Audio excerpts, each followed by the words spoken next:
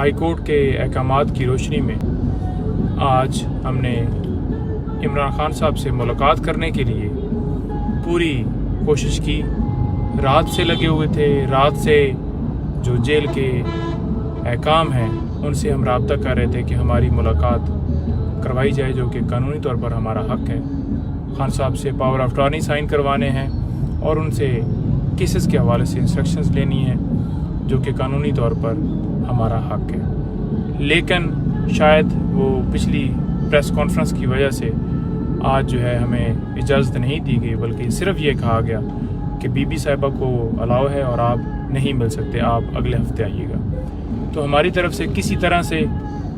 ना कोई मज़म्मत की गई है, सिंपली हमने रिक्वेस्ट की है और पुरसुकून तरीके से आप देख रहे हैं कि बिल्कुल खैरियत से वापस जा रहे हैं और कोई ऐसी वहाँ पे लड़ाई या कोई हाथापाई नहीं हुई। जैसा कि कल वो एक FIR जो है दर्ज की गई थी, हमारे जो दूसरे दो मोअज़्ज़ज़ शेर अफजल मरवत साहब और बैरिस्टर उमैर न्याज़ी साहब आए थे और उन्होंने कोशिश की और बाद में जो है वो ये कहा गया कि इन्होंने आके लड़ाई की है और उनके ऊपर FIR जो है दर्ज कर दी कि इन्होंने मजम्मत की। हालांकि वो बिल्कुल ठीक थे, कोई उनकी वर्दियाँ जो हैं वो नहीं फटी हुई थी, क्योंकि अगर लड़ाई होती तो डेफिनेटली पुलिस इतनी ज़्यादा तादाद में होती है, तो दो बंदे अगर आगे से कोई मजम्मत करते हैं तो इनके भी तो कुछ कपड़ों के ऊपर कुछ होना था। लिहाजा उन्होंने उसकी हद तक तो प्री अरेस्ट बेल ले ली है। बीबी साहिबा से जो है वो अभी बात हुई है, जब वो निकली हैं तकरीबन 30 मिनट की मुलाकात उनकी हुई है और वो कह रही हैं कि सेम वही पोजीशन है, यानी कि जो क्लास है उसको चेंज नहीं किया गया। इतना उन्होंने पैगाम दिया है। बाकी उन्होंने कहा है कि ठीक है, आप सिंपली ये बता दें, लीगल टीम की आज मुलाकात नहीं हुई, हम इंशाल्लाह दोबारा जो है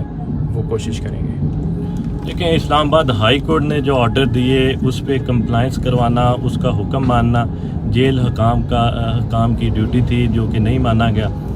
इस बाबत हम कल इस्लामाबाद हाई कोर्ट से रजू करेंगे और जेल हकाम के ख़िलाफ़ तौहीन अदालत की कार्रवाई करवाएंगे। देखें, इमरान खान साहब से लीगल टीम की मुलाकात ना करवाना, तो ये बहुत सारा हमें शक होने लगता है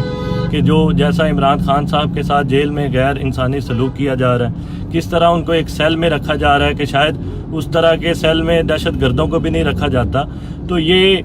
साबिक वज़ीर आज़म है, 27 साल उन्होंने इस मुल्क के लिए रूल ऑफ लॉ के लिए जो उन्होंने कुर्बानियाँ दी हैं,